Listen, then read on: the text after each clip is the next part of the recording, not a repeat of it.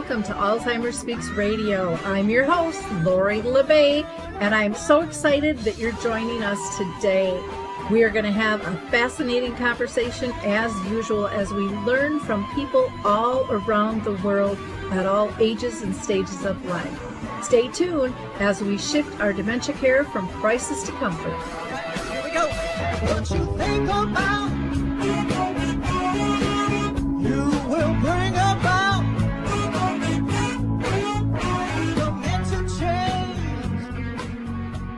We will.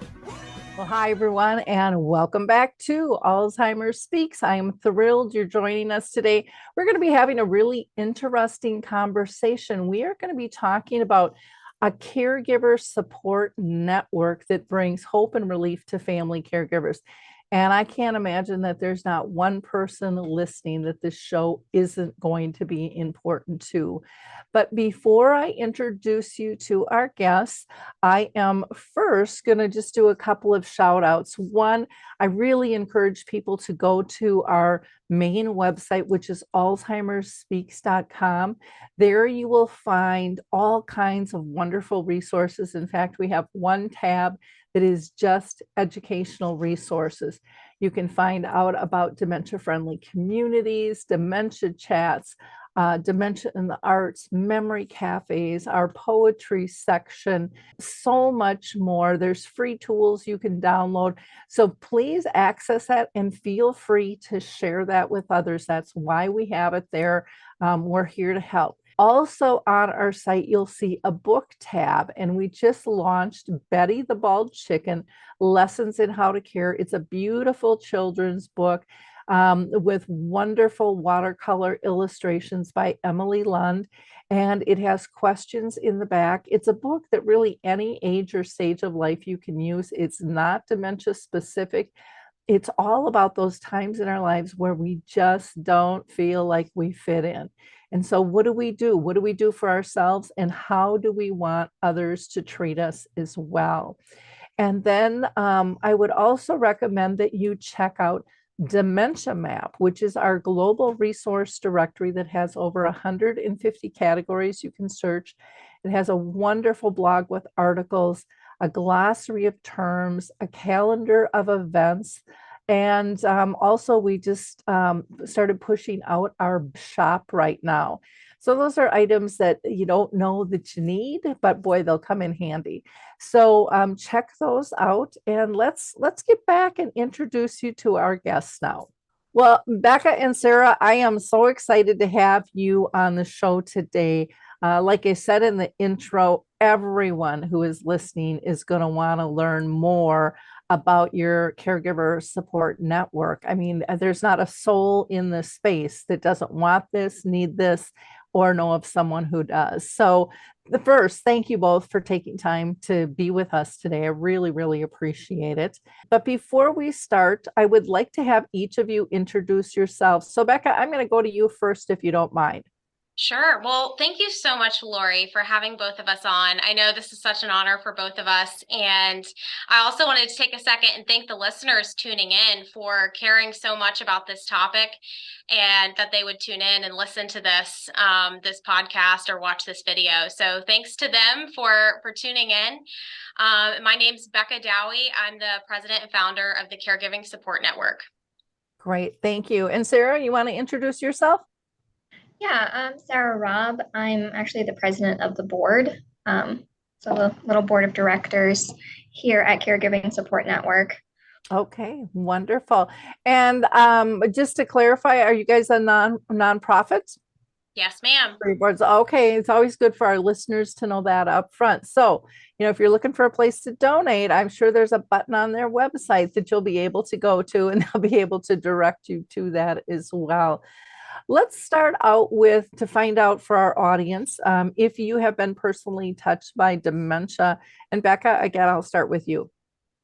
Yes. So my mom never had a diagnosis of dementia, but in her later years, she did struggle a lot with cognitive decline and memory issues. So I can certainly relate at least somewhat to your listeners who are dealing with that in their personal life and the specific challenges that can come along with that.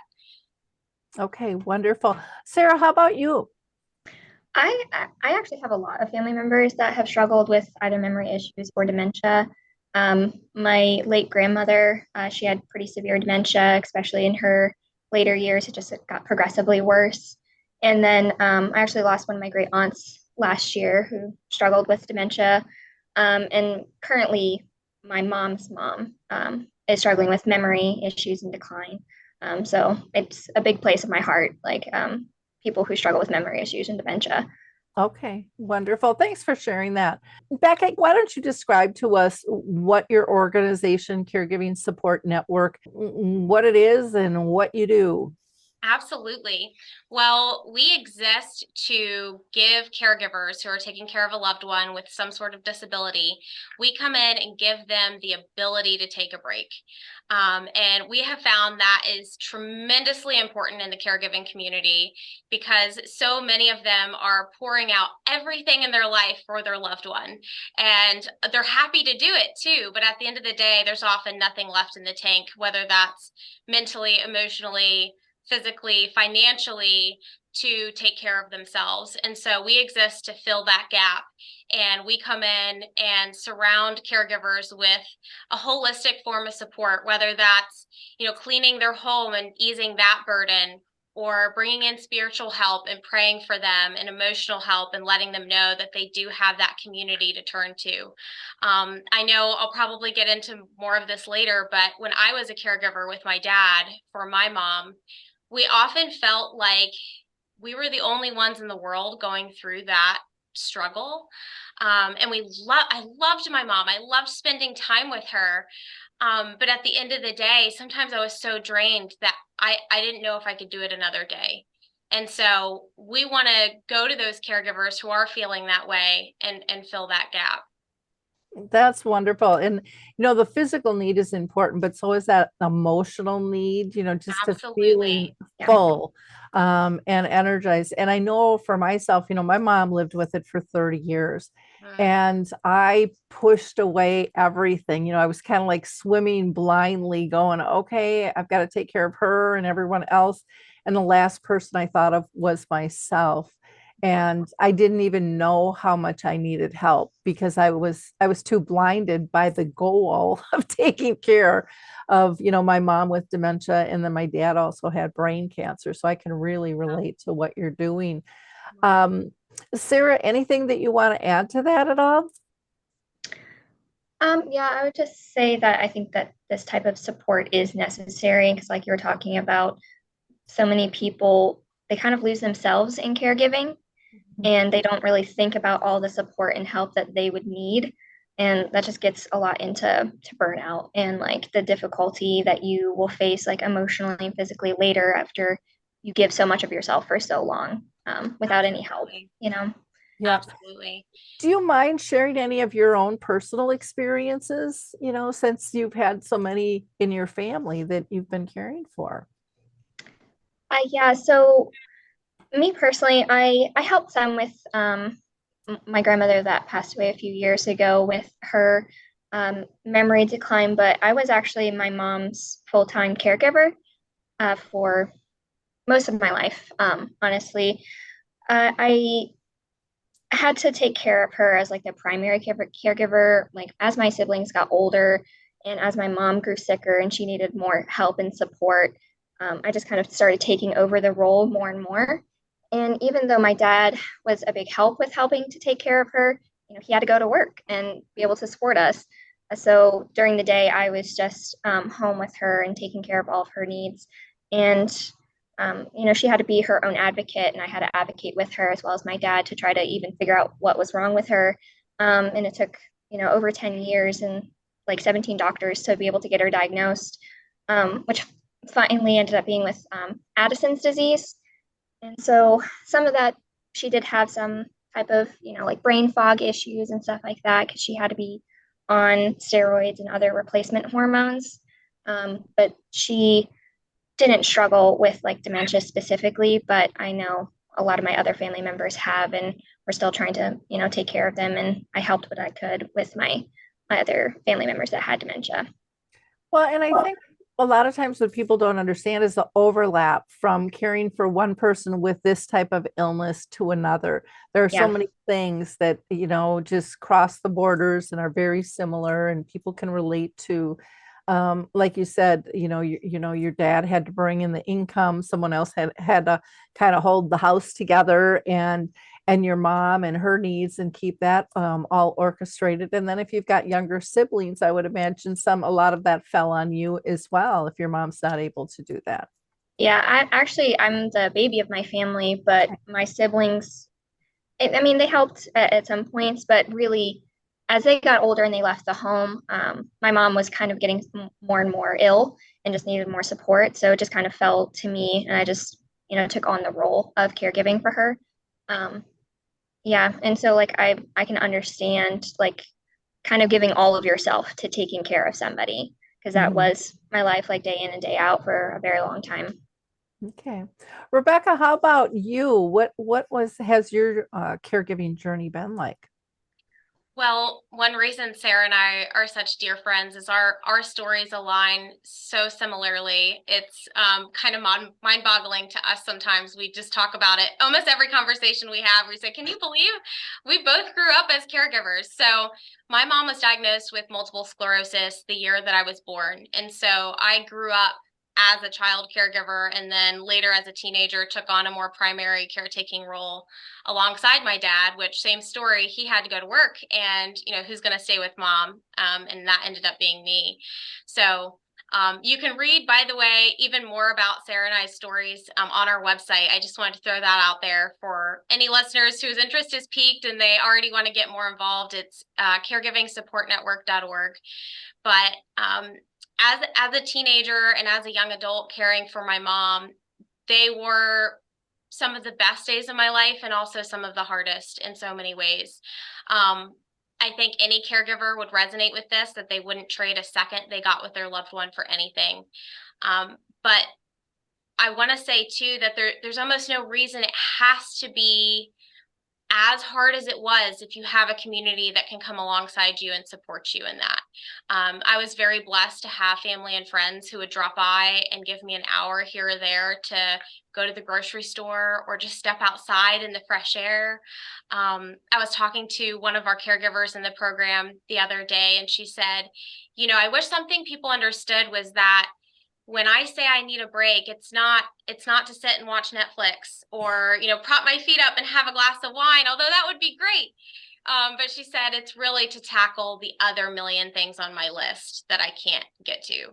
And I think as a caregiver, my former caregiver myself, that just resonates with us. What's really interesting is, you talk about being a child caregiver really from day one.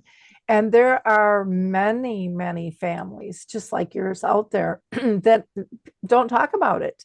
Yeah. They don't talk about it. And I have to say I was kind of blindsided by that when I started going into the high schools and junior high talking about dementia.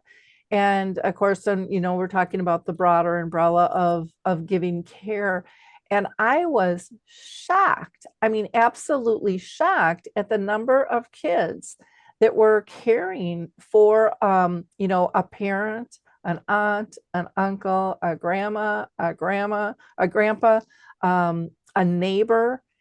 And, they couldn't be in sports. They couldn't do a lot of things that, we just think, are taken for granted. And this one class I had, there was like literally 80% of them Wow. held up their hands. And they were shocked because they didn't talk about it in school either. And that led me to a conversation with a friend one day. And he told me one of our pals in school was probably one of the funniest guys ever. And he's like, nobody knew that his dad had ALS. And Wow. he was dealing with that the whole time. And so school was kind of his outlet to have fun and, all of those things. But nobody really knew what was going on at home. He didn't tell anybody that. And I'm in my 60s and just learning this now, it was like, wow. Well, That's and That's the common thing we're hearing from caregivers. When we started doing research to found this nonprofit, we looked up, how many caregivers are there just in the United States? And there's 53 million. There's 1 out of 5 Americans are unpaid family caregivers. And I think it's super easy to look at that statistic and get overwhelmed by how big the problem seems. But at the end of the day, if we can change the life of one caregiver and make it easier for them to say, okay, I can do one more day and I can do this, then it's worth it to me. Oh, for sure. And I definitely resonated to what you were talking about with not realizing how many children are caregivers, because I certainly did not know anybody else who was taking care of their parent. And so a lot of times people didn't understand really why I had to beg out, of hanging out with different friends, or I could only do things at certain times, because I would tell them like, oh yeah, I can hang out like later in the day, but I can't do anything in the morning or anything like that, because I knew my mom would be alone for hours, And so I really had to kind of schedule things around when I knew my dad would be home within an hour or two. So that way she wouldn't be alone, because even though she would be able to handle being alone for those couple of hours, she was bedridden for a very long time too, so she wouldn't be able to move very much. I also just didn't want her to have to be alone. So a lot of people, they eventually just understood, oh, okay, Sarah can only do things at night, or Sarah can only do things on the weekend, like when her dad's home. But that was kind of my reality too, like going out with friends or extracurricular activities or stuff like that, like different groups. That was kind of like my outlet and being able to hang out with people, but other people did not understand like what I was going through. And it wasn't until really our friendship, like with Becca, that I kind of met somebody my own age who had been caring for a parent.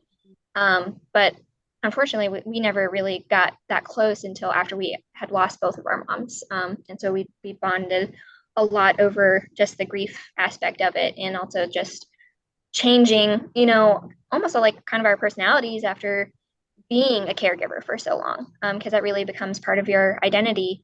And so I think that's one of the reasons why this nonprofit is so close to both of our hearts, because we know what it's like, and we know what it's like to have that as your identity and have it be such an important aspect of you.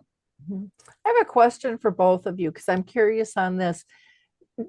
Did you tell your friends, did most people in school know that you had this other journey going on at home and this other responsibility? Or when someone asked you to do something, you just said, well, I couldn't, but you didn't really explain why? And Becca, I'll go to you first. So it was a mix for me. I think with the friends who had grown up with me since I was young knew the situation, and those were the friends who would come over and do their best to help. But with meeting new people, it was so tough to explain. And I know our caregivers in the program resonate with that too, because I was talking to Bonnie, who's one of the caregivers we've been able to support thanks to our donors, and she was telling me that she'll have friends invite her out to lunch. And, this happened to me as well when I was younger. And it's like, well, I can't. And there's this disconnect there where they just don't understand why, and they almost feel slighted. But it's all because your entire life is just surrounding, your loved one. So yeah, it was a mixed bag for me. It was tough for us to get to our normal houses of worship, to get together with a lot of peers. So I spent a lot of time outside and on the fringes of those groups. Okay. And I think often people think, well, what's wrong with me? Why don't you want to hang out? And they take it personally. Even when you do explain, they Right. kind of wonder, is it an excuse, because they're not dealing with that. And so Right. they don't really understand that. Did you feel that happen sometimes? Go ahead, Sarah. I was just going to say, well, for me, I was homeschooled, and so like a lot of people just knew I would be home during the day, and so it didn't really raise that. Yeah, so it didn't really raise any questions for that.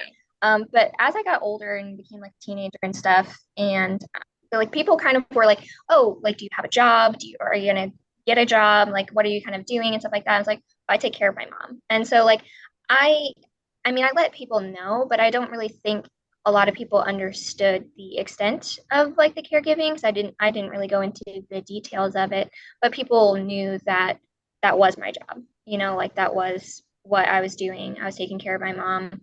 And I don't know, I think that it was more of like wanting to protect her or something like that. I was just like, I didn't want to go into like details or whatever else with people, but they understood that that was like why I didn't have a job or why I didn't go out at certain times.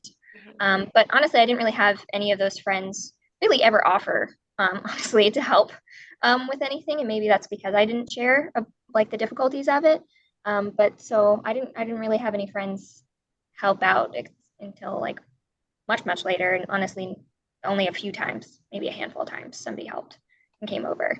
For the most part, it was just me and my dad. Oh, interesting. Well, for people who are just tuning in, we are talking with Rebekah Dowhy and Sarah Robb, who are with the Caregiving Support Network. And we've been learning about their organization and just kind of common challenges that families can have when they're caring for a loved one.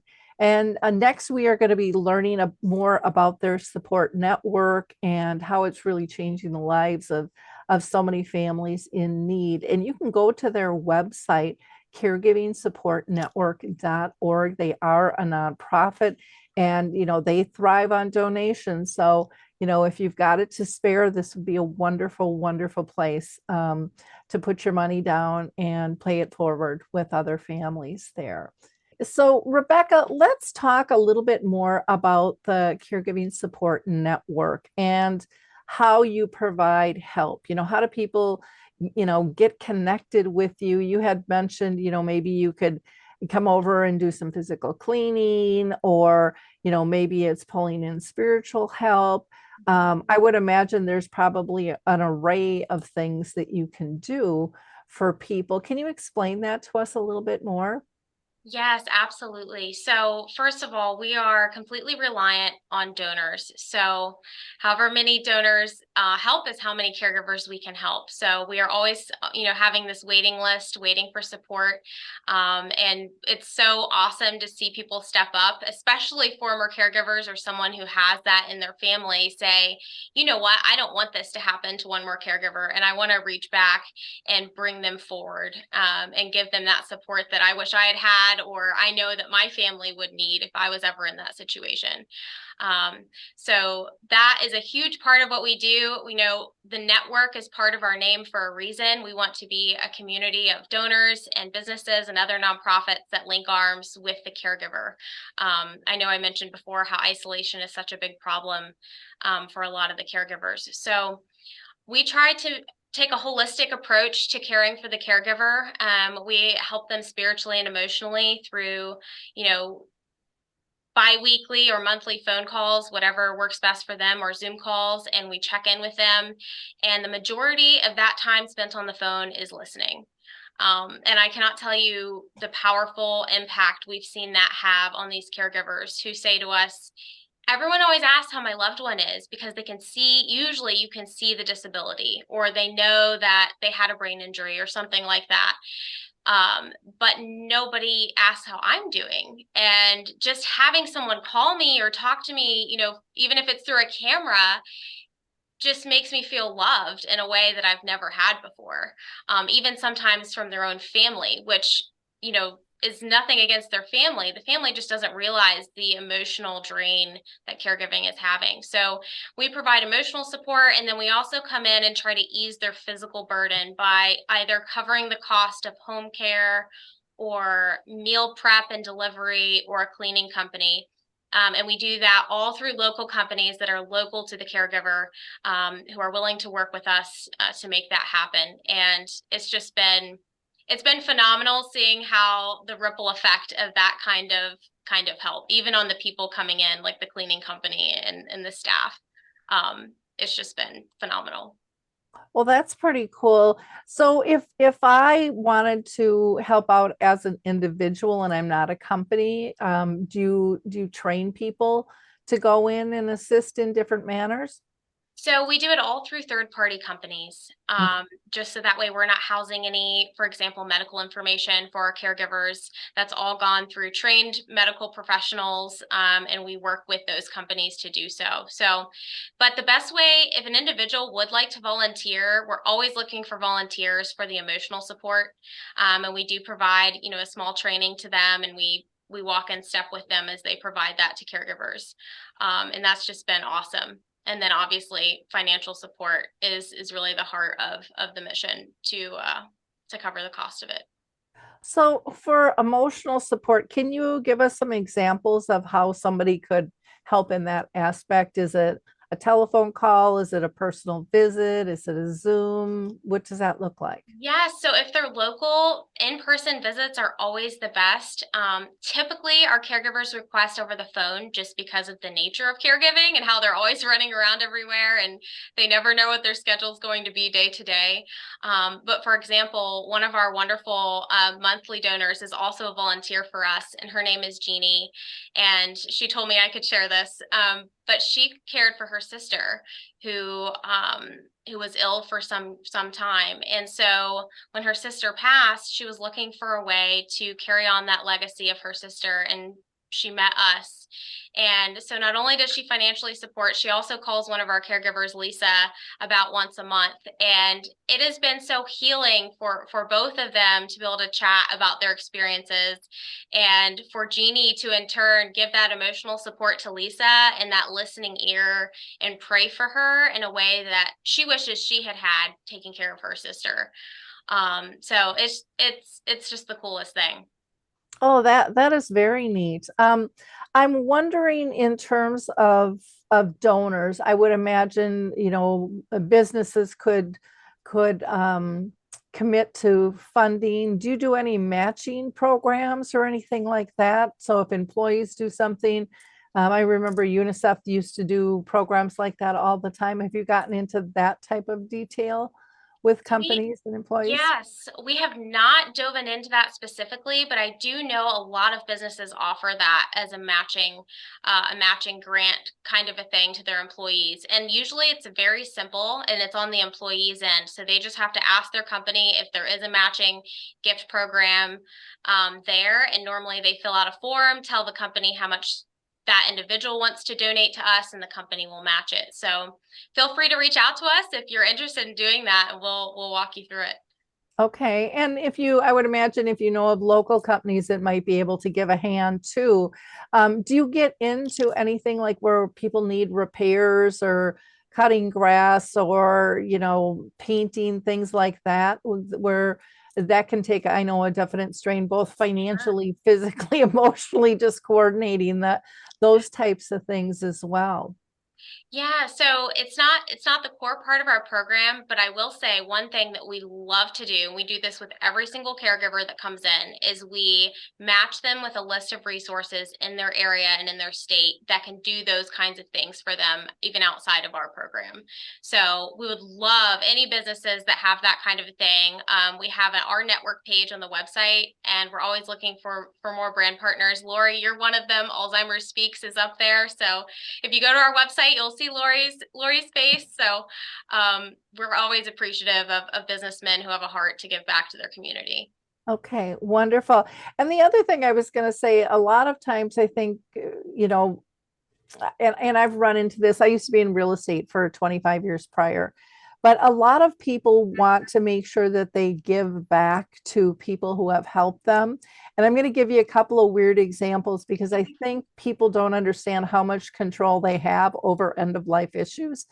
So I worked with a family several times. I think they bought and sold homes 3 times with me as they aged. The husband had passed.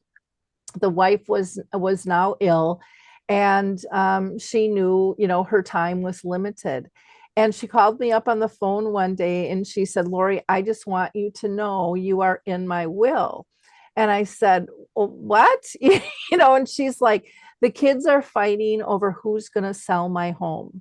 Wow. And you helped us out 3 different times with transition, and there's no one else that's going to touch this home but you. And I have stopped that. because she just, she wanted that to be kind of a completion factor for her. She was very appreciative for how I handled it. She says, you know us, you know what we need. You'll be able to handle my kids, and there's not going to be infighting.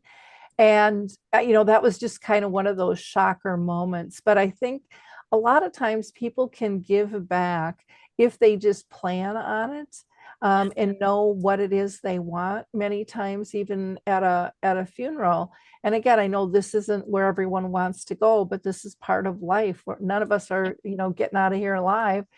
Many times people want to know, where can I donate to? Give that some good solid thought in terms of how you can move that forward. I know a lot of times people just pick large common organizations that are out there, but organizations like yours are boots on the ground, helping a family at a time of need, and those dollars can make a huge difference in terms of continuing that impact. So Absolutely. some of you might think it's morbid, some of you might think it's creative.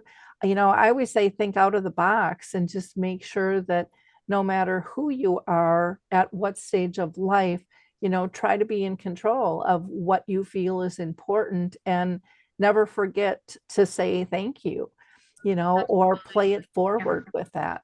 We take preserving, those legacies so seriously here at the Caregiving Support Network, partially because of Sarah and I's personal experiences. I built this in honor of my mom. And so, we would be honored to be entrusted with carrying on someone's legacy like that. Is just mind blowing. Yep. Yeah. And I think it's important in with small companies. I mean, they all need your support, and people want to know, who can they trust, and, what should they do? And, thinking about it ahead of time makes a big difference, with something like that. Sarah, is there anything else that you wanted to add in about the Caregiver Support Network and how you guys provide help? Yeah, I just wanted to say the kind of like impact that it can have on somebody. Like Becca was talking about, like the kind of just emotional support, but I would say a lot of caregivers go through burnout, because they are giving so much of themselves so often. And I think just like the physical side of things and the emotional side and the isolation that come around it, and like just having somebody that understands what they're going through. And I know that there was so many times where I was just like, I just don't want to cook, or I don't want to go to the grocery store. I don't want to do whatever else. And so having a meal delivery service, or having somebody to come in and clean or deep clean when you have only been able to do cursory type of things, or just basic upkeep, having somebody come in and be able to actually deep clean and kind of reset your environment, so that way it's healthier, for you mentally and emotionally. And then you can have kind of that one thing taken off of your plate. I think that's kind of the main goal of the Caregiving Support Network, is just trying to ease the burden, just relieve some of the pressure on your shoulders. Well, and I think so often people like, oh, I don't want somebody to come in. I don't want them to see my house like this, that it's gotten away from me. And there can be that embarrassment. But, to that, I say, we all know how good it feels to help somebody out, and don't take that away from someone else. They're there because they want to be there, not so that they can go out and go, oh my gosh, I can't believe this house I cleaned today. That's not what's drawing these people in. It's what's drawing them in is they want to be a good human being to another human being in need. And, we all get more out by giving than getting. And I think that's overlooked a lot of times in caregivers. We get embarrassed. We feel like we should be able to handle it all. And, I don't think that's what we were put on this earth to do, to live a life of isolation and independence. Totally. I think we were put here to live in community. And in order to do that, we have to let people in. And sometimes that's strangers that can turn out to be some of our best friends, and things that we are so thankful for. So, I just encourage people not to push an opportunity away when it's in front of you. I completely agree. Yeah, because they're so often when like you said, you get stuck in a mindset of I should be able to handle everything. I can do this. Like, well, you might be able to physically do that, but like, what's the cost mentally? Like what's going to be the cost later?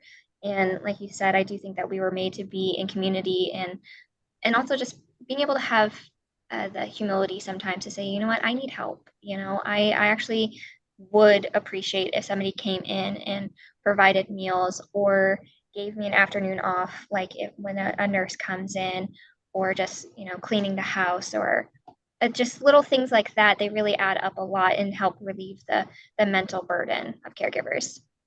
Exactly. And it helps the loved one you're caring for too, I think, to see their caregiver in a healthier mindset. I was just, you talking, Sarah, reminded me of Lisa, who's the very first caregiver we helped with the program. And when I first met her, she was telling me her story and how she felt like caregivers are the forgotten ones. And her mom shared a room, and sometimes, she'd want to cry herself to sleep at night, but couldn't because she didn't want her mom to overhear her, and because she loved her mom and she loved what she was doing. And thanks to our donors, we were able to go in and provide her with some cleaning help and some meal delivery. And I got to go visit them actually a few months ago, and I was talking to her mom, and her mom said, I can see the difference in Lisa since you guys came into our life. And it just makes me want to cry thinking about it, because it's just true. And so you're not just helping the caregiver, you're helping the entire family and their whole community as well. And we need to get these stories out there. We have so much we can learn from these people who are pouring their lives out for their loved ones. And so we're here to listen and to give them a voice.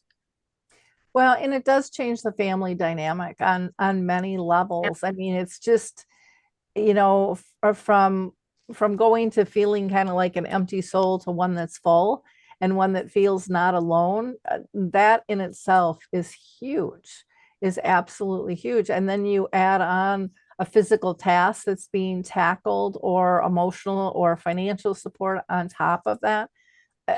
You can't even put that into words. And most people don't understand that until they're in a crisis like this, because we don't imagine those tough struggles that many people are living through. And part of it is because society doesn't talk about it enough. It's kind of a silenced second game that's being played on the planet, and it's not accepted. And there can be some embarrassment, there can be some shame, there can be so many different things when it comes to stigmatizing. And people not being able to be their authentic self, that in itself is exhausting. When you don't feel like you can really be honest with the people around you of what's really going on in your life, that's just mentally exhausting. And I think we see that a lot with caregivers and patients who have memory issues, because it's like a twofold thing, right? So you have the patient who has the memory issues, and they're embarrassed because they usually know that they're forgetting something, and that is a scary feeling. I can't even imagine how scary that must feel. And then you have the caregiver trying to help them live as normal of a life as possible, while also being stressed because they may have answered, where that plate was 20 times already, and they're tired. So, providing that full dynamic support to both is just so important. Yeah, I did an interview this morning for Dementia Chats. It's not live yet, but it was about miscommunication, which can happen. And, people with dementia especially, but this happens with all of us in life, where what you said isn't what I heard. And so I reacted differently, and then it just kind of keeps spiking from that. And the other thing that came up was about just clarifying, by saying, this is what I heard you say, so that you can clarify that before kind of going off and getting mad. And the other piece they really mentioned that was so important was still using humor and incorporating that into your journey and into your life. And I think so often when we're dealing with chronic illness, humor is one of the first things we kick to the curb, thinking there's not time for that. This is serious stuff, and yet humor is at the core, I think, of all of our relationships that we find so precious, and it changes our chemical stability within our body. I mean, it really is a medicine in a lot of ways. And so I encourage people, don't forget to smile and laugh. Goofy things happen before illness hits you, and they're going to continue while you're dealing with an illness as well, or even death. I mean, it's just part of life, but don't give up the laughter and the humor and the smiles. I think that's really important too. Definitely. Nothing like Yeah. a good sense of humor to get you through those really dark days. And another thing that I think segues into that is, I think this is one of the best pieces of advice I heard about dealing with, when my mom had memory issues, was just enter into the world with them.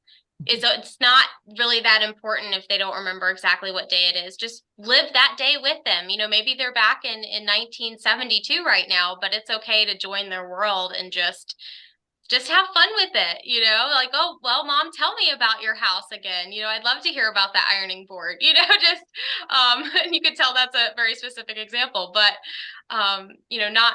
not feeling like you have to fight it. Mhm. It's okay to live a new life with them. Exactly. Because you want to live in harmony, not in frustration and anger and this black and white. The world's just not black and white. It's never been. We're living in the gray, color outside the lines, and don't worry so much about what other people are thinking or saying. Do what your heart tells you is right to do. I just hope that, through conversations like we're having with you guys today, more people will feel open enough to share with a friend their own journey. Because I think even once you just open that door to actually truly share your journey, you're kind of shocked at how many others have had similar experiences but haven't talked about it, and how good that feels. You don't feel like you're floating in the ocean, on a little inner tube by yourself anymore. And that's a huge impact, I think, to our mental health as well with that. Yeah, I completely agree. And that's one of the reasons why Becca and I became such good friends, is because we were kind of like, floating out there, in particular in our grief, but we've also been able to find a lot of humor in like sharing our experiences together, and we laugh a lot together. And I know that even with all the difficulty that my mom was going through, we would, always try to watch comedies or stuff like that. Sometimes I would dance for her, do whatever else. I would always try to make her giggle or do something silly. And she would say that I was her ham, just trying to play things up and just kind of make her laugh about different things. And I feel like that was just so important for her, and also just our relationships, to try to keep levity, in our lives, like even with the difficult moments. Yeah. Brings that sense of normalcy, and trust me, you'll never regret building those memories. I know all three of us can attest to that. Yeah. And sometimes it's the smallest of things that are the biggest and deepest, I know, in my heart, that I probably would have overlooked before I was on this journey. I might not have even noticed it, but, as, my mom's journey changed over those 30 years, I had to look. I had to become more in tune with all the nonverbals, and I had to look for different things. It wasn't just, I think so often we rely on words. Yeah. And, we need to look much deeper than that, because there's so much communication going on with the eyes and the smile and the body language, and, the soft giggles that you could easily miss if you're not paying attention, and how important those things really are to each of us. In our relationship as a whole. Becca, is there anything that you would want to say to caregivers who are tuning in right now?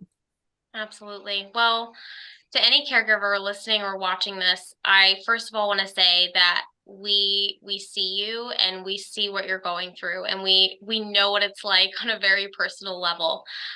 You do not have to go through this journey alone. Caregivers can also find help on our website. I know we've mentioned it a couple times, but it's caregivingsupportnetwork.org. There's a big button at the top that says need help. And we made the application process as simple as possible, but we'd love to get you connected, not only with our team of support, but also other caregivers in our program who can relate to what you're going through. So we see you, you're not alone, and there is support out here for you. Well, I appreciate you both taking the time to be with us. Sarah, anything that you wanted to add? I just want to say, like Becca said, like you're not alone. And like you were saying earlier with the life rafts, like there are other people out there, and you can just share your story and have some support in this difficult time, and just just have some empathy for your situation, because we know what it's like and we've gone through it ourselves. I know in the, dementia arena, there's a thing called memory cafes, and people talk about how they are such a lifesaver because a lot of friends and family kind of fall by the wayside and they're really not there to support. They don't understand. I think a lot of times they don't want to deal with the emotions of a chronic illness, and the immediate connections and the deepness of those connections are just fascinating. But people know that they understand. They don't have to try to dance around a situation. They don't have to justify it. They don't have to do anything. They can maybe even at times someone might snap at their loved one, and the group comes in and it supports both of them because they know everybody needs support and that none of us are perfect all the time. And I think having that weight off of knowing that you don't have to be perfect, and that someone really understands, is just so life affirming. And that alone, I think, for me and what I've heard from so many others, just eases the journey. And you learn from one another as well on what works and what doesn't. One thing I want to ask is about, you have a compassion club. What is a compassion club? Yes, so Compassion Club is our community of monthly donors who've decided to provide that stability and stable support to a caregiver. And we emphasize the monthly a lot just because with so much going on in a caregiver's life, knowing that they have a full year of support ahead of them can mean the world. And so that monthly gift really gives them that constant, consistent stream of support. Wonderful. Is there a range in terms of what somebody can give? Is there a minimum, or I would imagine there's no maximum? Every penny helps and goes directly to helping that caregiver. So I would love to take this second too to thank our current donors and anyone listening who feels that heart tug to get involved. It is awesome. I just love that I have the opportunity to invite you to join us in this, because it really does take all of us to help a caregiver.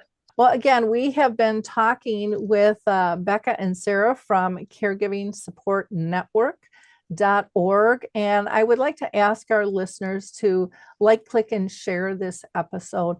There's a lot of people in our own spheres that are dealing with issues like this.